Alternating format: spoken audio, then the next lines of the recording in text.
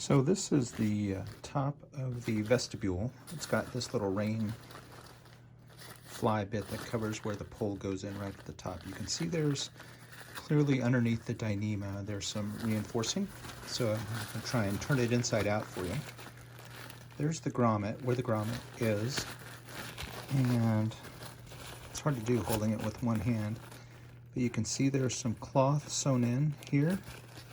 And the grommet doesn't go through to nothing, so that there's like, I won't say it's hard plastic, but it's some kind of stiff cloth material that makes a little cone shape here at the top.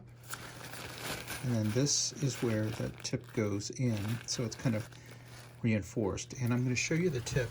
This is a black diamond ergo cork trekking pole. You can see the tungsten carbide tip. But this plastic bit that goes around the outside actually keeps it from poking through the whole grommet, so it's not really touching the peak of this cone here. But I'll show you if I can do this with one hand. It's a little hard. Okay. So, if you can see in there, try and get some sunlight showing it, but there is where the pole goes through the grommet, and you can't feel it here because there's a hard cover, but that's basically how it goes. So I hope that's helpful to you.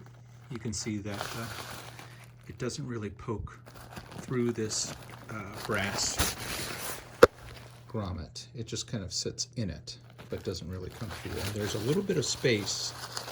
It's really hard to tell, but there's a little bit of space between the flush part of this grommet and the peak of the little cone. So there, I'd say there's about maybe 1/4 of an inch between the grommet and the peak, and the tungsten carbide tip never actually touches the peak here.